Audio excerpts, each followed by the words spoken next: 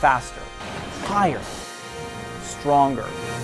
That's the motto of the Olympic Games, but you could add one more word to that: costlier. As in every competition, however, there can only be one winner. Cities around the world are outbidding each other Tokyo! to catch the eye of the International Olympic Committee. The Sochi Olympics, like all before, offer the host country a valuable moment in the spotlight and maybe a chance to profit in the long run. But history shows profits have been a myth, and the spotlight isn't always positive.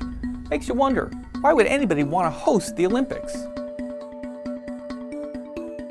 30 years ago, the 1984 Los Angeles Summer Games cost around $546 million, about $1.2 billion in today's dollars. The bill for Sochi? Try upward of $50 billion, an Olympic record.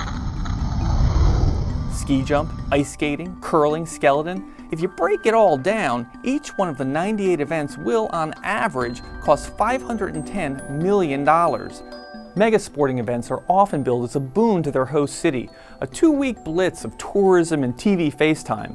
And a few Olympic Games have been a financial success. 1996 in Atlanta, 1992 in Barcelona, and 1984 in Los Angeles. After the success of the Summer Olympics in Los Angeles, where the event organizers actually ran quite a big profit, lots of cities said, we want to get into that, and we want our chance at those riches. The problem is that in 1984 in Los Angeles, L.A. was the only bidder for the Games, and therefore they could dictate the terms to the IOC.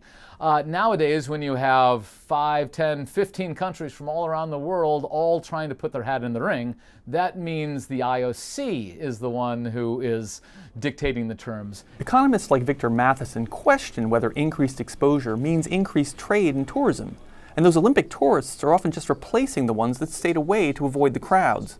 Beijing actually saw a drop in hotel bookings during its Summer Games. The IOC argues that host cities benefit from all the new infrastructure that gets built. Sochi will be left with better roads and transportation and a bunch of new sports venues. Countries are also hoping to be left with a big tourism legacy.